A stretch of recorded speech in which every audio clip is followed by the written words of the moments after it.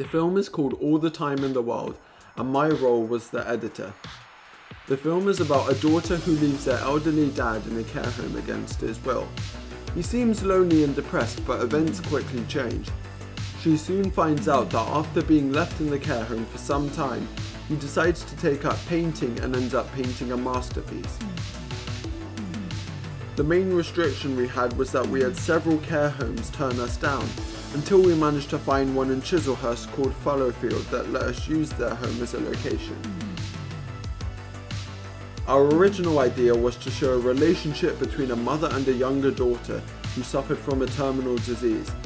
Not having long left to live, she decides to take up some activities like painting or drawing to make her feel like she has all the time in the world, forgetting about her time limit in life. From debating this idea, we found out that the concept of having all the time in the world would be more suitable if the main character was older, and from then, the current narrative developed. The film focuses on how difficult it is for elderly people to find fulfillment in society. It would resonate more in countries where people are more likely to use care homes. For example, in Asia and Latin America, family members usually look after their elderly relatives, so they might not be able to sympathize as well with the narrative. I feel that our film relates a lot to the modern 3-act structure, as you start with the problem, disequilibrium, i.e. the main character being unhappy, which then sets us up for the second and third act.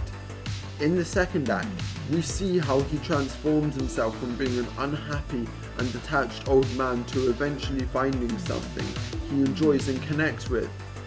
We were able to show that through engaging with the painting, he found fulfillment and happiness. For me, the climax of the film would be when he decides to look through the items in the box to try and find something different to do. That represents a change, a moment when he's willing to allow something new into his life. As an editor, it was my job to assemble the footage in a way that not only told the story, but also in a way that made it creative. One example was the TV scene. We could tell that before then he had been annoyed at his daughter for leaving him in the care home. I also sourced the soundtrack, which was one of the main elements that helped show the transformation in the main character's emotions. The music played an important part in the film, as we wanted a track that was upbeat, helping keep the tempo of the painting scene. I used a variety of different editing techniques to improve the story, such as match on action during the TV scene, a variety of close-up shots, and various different cuts in the painting scene to hide the artwork from the viewers until his daughter sees it. We also used a POV shot from the painting scene, so you see him and his daughter's reaction to the finished product, which shows the change in his emotions. The TV scene and the painting scene went quite well in particular. The reason I felt the TV scene went well was because we were able to capture his boredom as he feels he doesn't have anything left to do. On the other hand, I quite enjoyed the painting scene, as this was a transformative scene to me. A scene where he's in the middle of changing his emotions when he stumbles upon some paints and decides to give it a go. I feel that the opening scene didn't go as well as I would have liked, as there were some continuity problems which caused the editing to be a bit too fast paced. It was hard to find different shots to cut to, as the nurse's arms were in different positions. I feel very positive towards the film as a whole. As always, there were things that could have been done better and improved upon, but nevertheless, I was still happy with the final product. The choice of music could have been better, and I would also have reintroduced the clock ticking effects that we had in the original edit. These effects represented the passing of time and were included twice in the film, the last one fading into the upbeat music during the painting scene to show that at that point he had found a new concept of time. I found the music going throughout the whole film in the final version very jarring. I feel that my storytelling abilities have improved in the sense that as an editor, it's my job to review each shot and find places that were suitable to cut from shot to shot. And when I choose shots such as the close-up shot on his face after his daughter leaves him there, it really got me thinking about the effect I was trying to portray and how this was helping the story. I think the film as a whole was good, but we could have done a lot more to further emphasize the main message in the film, with re-adding effects such as the clock ticking or saving the music for the painting scene only.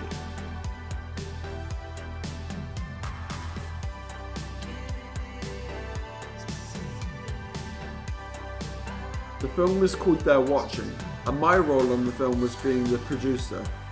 The story is about a girl who is on Facebook when she gets a friend request from an anonymous person named Glitchman, who then sends her a link to a virus on her computer, and she soon finds out he's been watching her until he takes her eyes. The main restriction was that we were shooting the film during nighttime, so even though we had lights with us, they weren't as effective as we thought they would be. In order to capture the light for the shot from the exterior, we had to use the indoor bedroom light, which caused us to fall into the trap of having yellow lighting and grainy footage as a result of a high ISO. During the last scene, our light ran out of battery entirely when filming the last two shots, so we had to use our phone lights to make up for the light that we lost. The film is based on one of the episodes from the Black Mirror series titled Shut Up and Dance. We really took inspiration from this episode, as it had a similar concept where somebody was being watched through his camera after having downloaded a free copy of a PC cleaner, Trojan Horse, in a similar way to our film. As a producer, I had to do most of the film planning beforehand and deal with various issues connected with the locations and actors. I had to make sure that I chose the right actors to play the right characters in the film. This was really important to the narrative because I wanted to make sure that they could portray the right emotions that we wanted to get across, especially how scared and confused the main characters became. For me, the highlights of the film were more on the post-production side of the process. I think the introduction to the movie through the drawing of an eye was a good use of post-production skills, and I also think the glitch effect used when we see Glitchman worked well also. The music was also effective in enhancing the film even if there wasn't much of a story to follow. I feel that compared to the other films I've made throughout my time at Ravensbourne, this film could have been a lot better. Not just visually, but also in terms of storytelling. One of the main issues I found with the film was that the story was confusing and didn't offer much of a plot to follow. You could see this through the transition from the bedroom scene to the outdoor running scene. The transition in particular felt very sudden and too confusing. Another key point that we didn't manage to get across properly was who Glitchman was, and even though we had such a short period of time, up to 5 minutes to shoot, we could have made it slightly longer than the original 2 minutes and used more time to allow us to develop the situation and get the audience to understand who Glitchman was. Overall, I think that the post-production aspects of the film went well. The VFX and the music in particular were creative ways to make the film interesting and worked well, but I still think that there wasn't enough story development for the audience to understand what was properly going on. I can say this film was definitely a learning curve for me. It wasn't my best work, but it certainly allowed me to reflect back and see how I can progress in the future as a filmmaker. I wouldn't say that my storytelling has improved through this film, but I'm definitely able to think of the things that could be done better next time to avoid the same mistake. I think the film was good in terms of post-production, but we could have done a lot more in the pre-production to develop the story and maybe shoot more scenes to have a slightly longer running time. This would have allowed us to properly develop the antagonist to give the audience more information as to why he was spying on the Scar.